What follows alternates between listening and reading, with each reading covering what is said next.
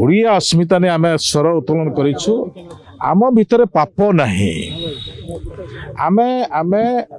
आम महापुरुष मान को आम सम्मान देबु आज नुहे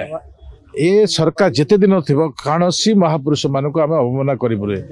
विजु बाबू केवल ओडिशार बरपुत्र नहंती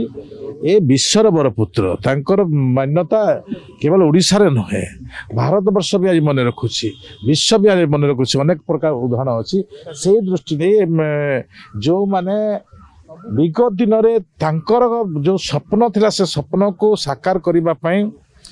अनेक प्रयास करिसंती किंतु से प्रयास भितर एते कुठार गत करिसंती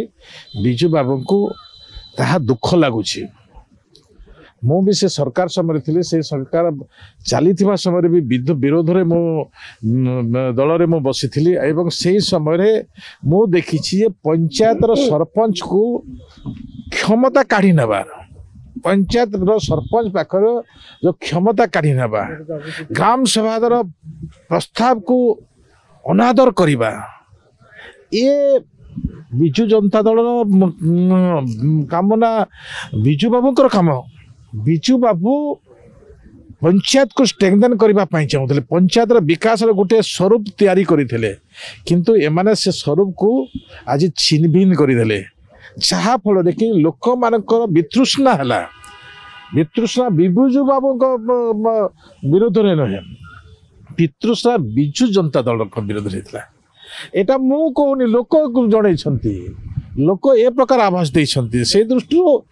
जो मैंने राजनीतिकरण करा ठीक नुहे आज आम सम्मान दौचु पाप विजु जनता दल करी ओडिया लोक करना